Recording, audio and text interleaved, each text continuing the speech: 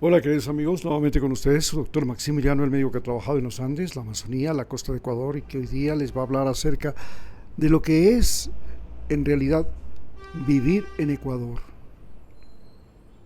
Ustedes tienen que entender que hay una ola migratoria que se originó en Ecuador y no era de por sí, porque sí, porque eh, igual que los venezolanos estábamos desesperados, pero no desesperados de la misma forma que están los venezolanos.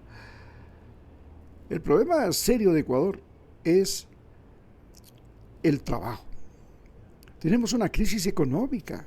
Esa crisis económica comenzó en el gobierno de Lenín Moreno. ¿Y por qué Lenín Moreno fue el que originalmente, el que causa esta crisis económica, esta crisis moral y esta crisis social? La crisis moral comienza porque un traidor, un individuo que todo el mundo creía que era completamente otro ser humano, que era un discapacitado, sí, pero con gran corazón. Como decía Rafael Correa, con mente lúcida, corazón ardiente, pero no era eso. Él institucionalizó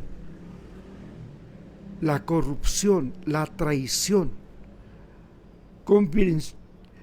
nos demostró a los seres humanos de Ecuador que había que ser un miserable, un traicionero, un solapado para poder llegar a la presidencia. Que no era que para ser presidente había que ser un individuo brillante, estudiante y profesor como Rafael Correa. No, que podía ser cualquier mequetrefe, inclusive paralítico. Y eso realmente a nosotros los ecuatorianos nos descompuso.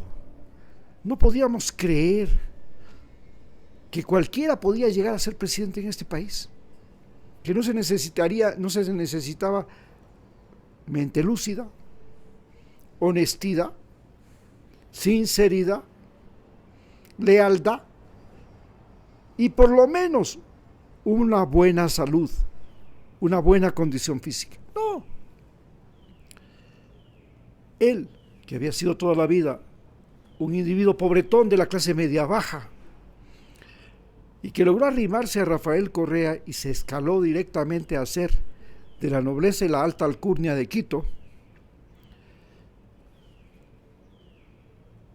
le dio paso a un sabido que asimismo venía desde abajo, pero era de esos proletas del Guayas, de esos mascavidas que se metieron en un banco, se casaron con la hija del dueño del banco, con la hermana del dueño del banco. Y luego él logró quedarse hasta con el banco. Y ya no contento con eso, decidió ser presidente. Y este bandido que lavaba el dinero de los narcotráficos, del cartel de los albaneses, que trajo a la mafia albanesa a Ecuador a librar una guerra campal contra los choneros, contra los que eran el cartel de Sinaloa, contra los lobos, que era el cartel Jalisco Nueva Generación, contra los tiguerones, que eran el cartel del norte del Valle de Colombia, ahora contra los comandos de la frontera, que resulta que son el cartel de los paramilitares colombianos. Oye, o sea, el cartel de Uribe, porque Uribe es el creador, el presidente Uribe es el creador de el cartel de los paramilitares en Colombia.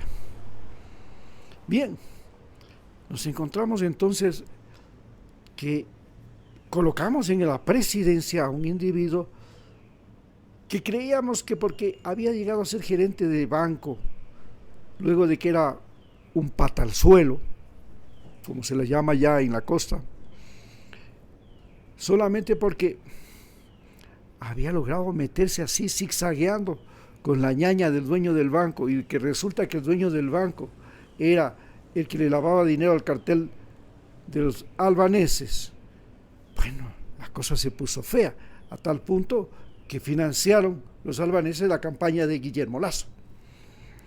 Hoy tenemos un presidente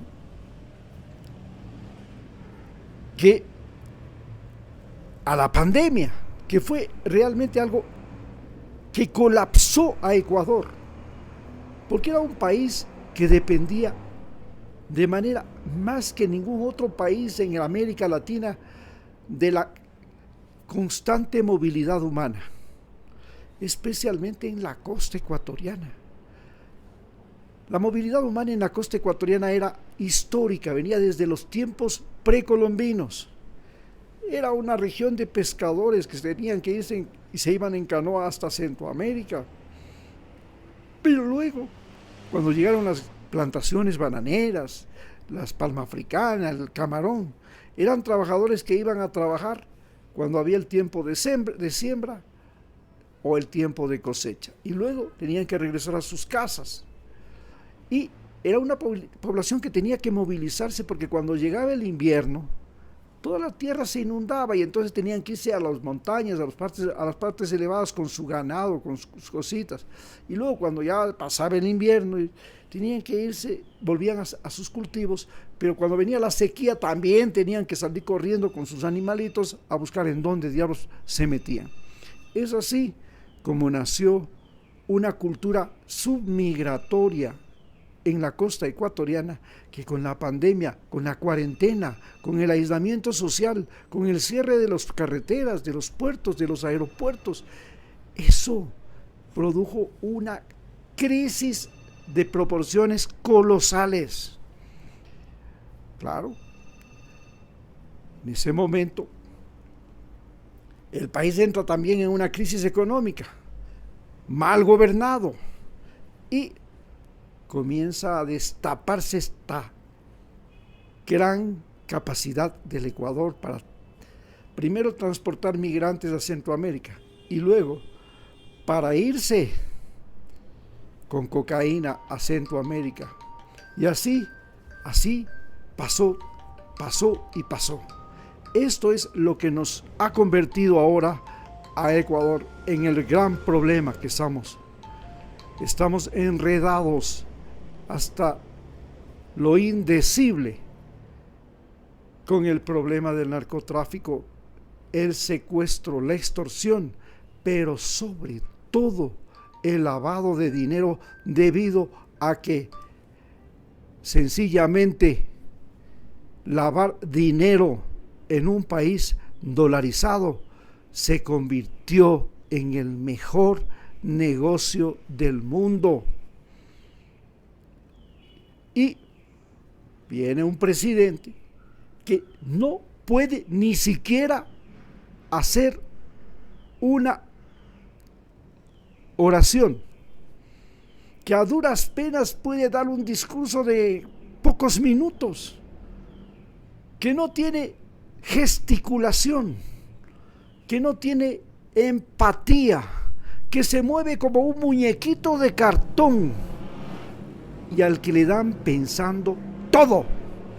Y le da pensando todo desde Donald Trump, que le dice lo que tiene que hacer, igual que el que vino acá, el rubio, y le dan pensando todo esos asesores que tienen y que están convencidos de que la felicidad se puede solo llegar si hacen lo mismo que hace Barrabás de Milei allá en Argentina, si hace las mismas torpezas que hace Milei en Argentina o hace las mismas torpezas que hace Donald Trump en Estados Unidos.